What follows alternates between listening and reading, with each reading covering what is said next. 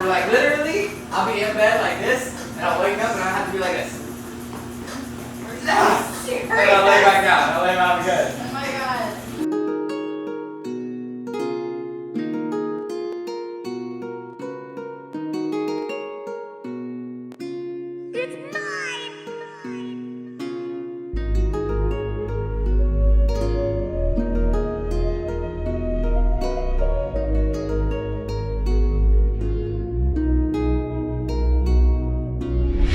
Hey, what's up? My name is Clinton and we're out here in the northeastern part of the San Gabriel Valley, and I want to tell you guys about a very special project that my buddies Phil and Eddie are working on.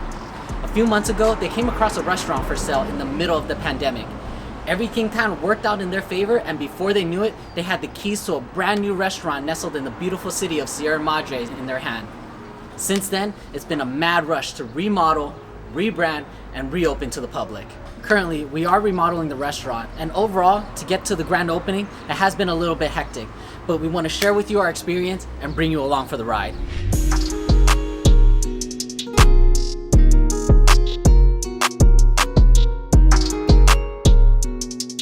I'll show you the back first, alright? Okay. So part of the sale, okay, we spent $300,000. Basically bought everything. Kitchen, plates, everything. So we don't have to spend any more dollars to do Is it. it brand new or? It's just passed down from the last restaurant. Very easy, right? Refrigerators, you want something to drink? No, it's okay. And then also here, we have the catering room. So anytime, well maybe you get an event, shop pack. In June 19th, we have an event for 2,000 people, okay? So not in here, no. But 2,000 people, we have to pack everything in here, put it into these things are like portable fridge. We pack them on there, we go. It's gonna be in La Cañada, 3 mansions, and we're the only caterer for this event for Pasadena. So it's gonna be huge, 2,000 people. Clinton's gonna be there, of course. This is also where it's all the old stuff. Let me show you the front. Did you get to see saw it already, Clinton? Yeah, bits and pieces of it. All right, let's take a look. All right, Dad, I'll change you. So they're repainting this whole thing. Whoa! That's cool.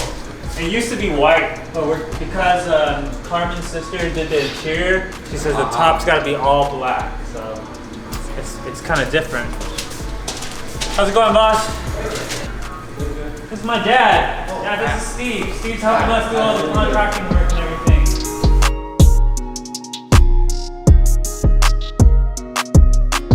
So you keep the same name, huh? No, we're different name. So I ordered a sign. I had it imported from Europe. We're gonna get rid of that sign. It's gonna be LED. It's gonna be called Row Fusion. Remember I showed you last time? So that sign's gonna go up there. We're gonna get rid of that. Now it's gonna be white and black. So this yellow is all gonna be gone. Because yellow is kind of ugly, right? It's pretty ugly.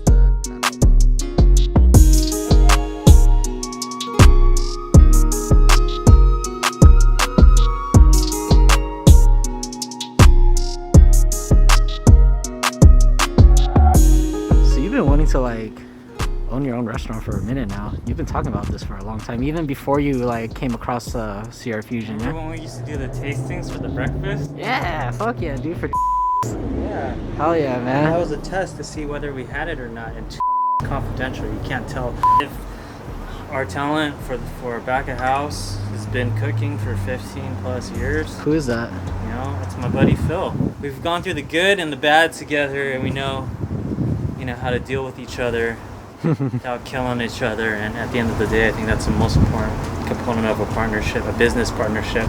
We bought a business in the midst of the pandemic. I mean, there will always be a risk with business venture, but our risk was very much calculated.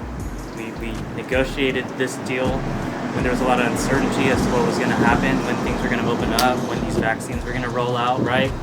And in doing so, we also made new friends. The current chef didn't have to extend all the resources he did to help us succeed, but it was getting to know us through this process that, we got to know one another. We found out that Chef Edward, God bless Chef Edward for helping us and helping us hit the ground running. He was the executive chef at San Gabriel Country Club. And that's a really exclusive club to be in. I mean, membership fees alone, we're talking about like tens of thousands of dollars, and only the exclusive, who's who in San Gabriel Valley can be there.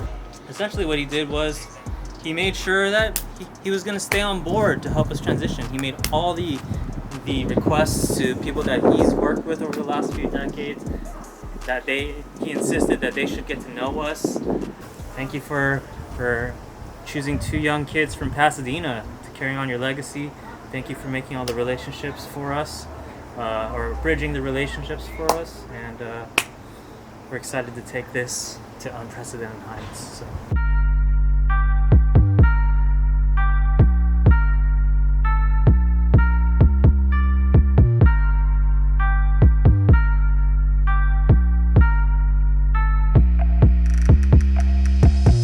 So when Ed and Phil purchased this restaurant, they actually purchased 3 entities: a food truck, a catering business, and the restaurant itself. Currently, the only arm of the business that's operating is the catering side, but it's doing really well, and we actually have a huge 2,000 person event coming right up. This event is hosted by the Pasadena Showcase and is called June Bloom. It brings together a large group of philanthropic individuals and is a huge deal for us. Outside of the grand opening, this is the main project that Phil has been preparing for. He has to prep 1,500 individual bento boxes, and he spent this last week working through different combinations, testing out different things, and just making sure that the combination of dishes he provides in the bento is just perfect. As an outside observer, I'm actually super surprised with the way Phil handles all of his responsibilities.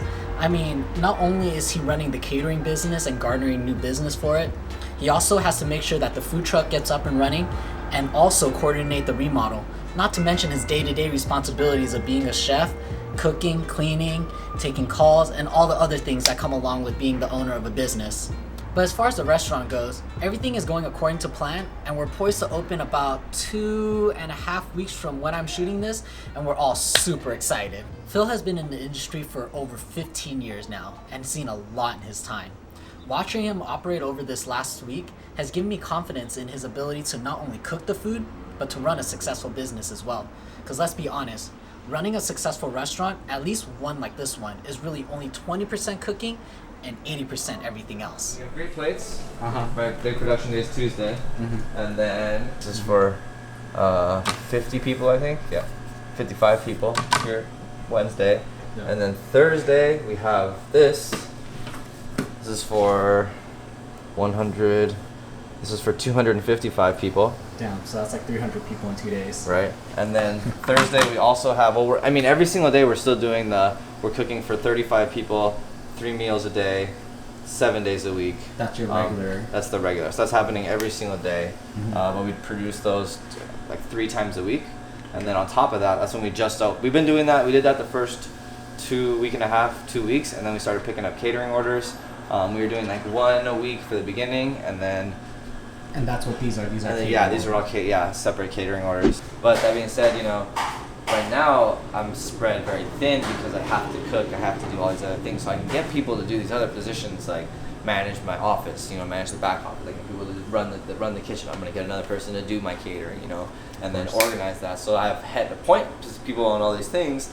So that's where you kind of like am able to like delegate. Do other things, right? I can do it. But right now, because I don't have daily income, we don't have daily numbers, we don't have any type of previous money or previous records ourselves to go based on. I don't want to overextend ourselves because we don't know what the next month is going to look like. Obviously, there's going to be growing pains, a lot of mistakes. Because I'm learning this shit too. It's not like I'm a master of catering. This catering shit is a whole different shit for me. I've never done this catering shit before. Just to kind of let our viewers know, like you've been in the industry for like 15 years now, right? Yeah. And you've been cooking in kitchens on and off. You cooked in many kitchens. This isn't your first rodeo. No, not. First rodeo was dishwashing. Of course. You start at the bottom. You I guess you just build a respect for everybody because everybody has super value.